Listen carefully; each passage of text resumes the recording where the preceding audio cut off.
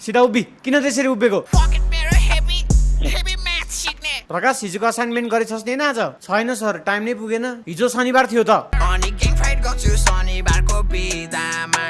अनि बाँकी 6 दिन चाहिँ के गर्छस् त साले कोही नि नास ल सबले आफ्नो आफ्नो बुक खोल त ल साले मयूर राख्ने ठाउँमा गाँजा राख्छस् सर हामी कृष्णको होइन शिवजीको भक्त हो कुन दिन म तिनटेलाई 20 खुवाएर मारिदिन्छु गाँजा नखाए यार क्यान्सर हुन्छ तत्काल हुने कुरा हो र त्यो बिस्तारै बिस्तारै हुन्छ नि किन उठेको बस अब पढाउँछु म जा छिटो गराइ जा साले के गरेको यो पानी पानी बनाइन्छु आमाको सम सरलाई त्यसरी ट्रिट गर्ने बोकाछु वन्डी अमलाई वन्डी अस्तो ट्रिट तेरो कम्प्लेन गर्छु रोकमा डर लाग्दैन कोहीसँग जाक कप्सला गर पन मैले बोलाइसके प्रिन्सिपल सरलाई जागर बस अहिले एकछिनमा थाहा हुन्छ डर लाग्छ कि लाग्दैन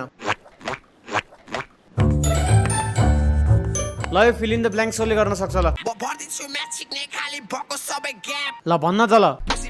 लौ आउँदो रहेछ त्यसलाई त रोक अर्को क्वेसन दिन्छु ल यो क्वेसन सल्भ गर त ल 5 महिनामा 50 लाख अरे यो पनि मिलाउँछ त 5 महिनामा 50 वटा केटी म्याच सिक्ने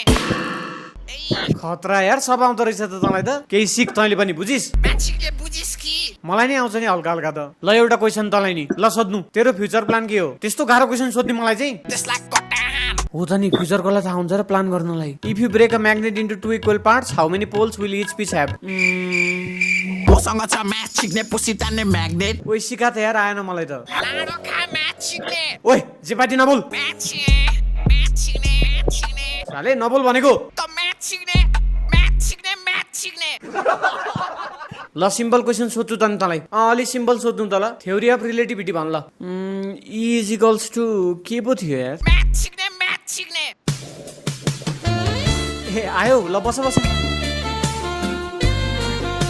उसको चाक पनि ठुलो दुध पनि ठुलो पुसी चिप ऊ चाहिँ हाम्रो नयाँ स्टुडेन्ट हो है म तिम्रो फ्यान भयो बेबे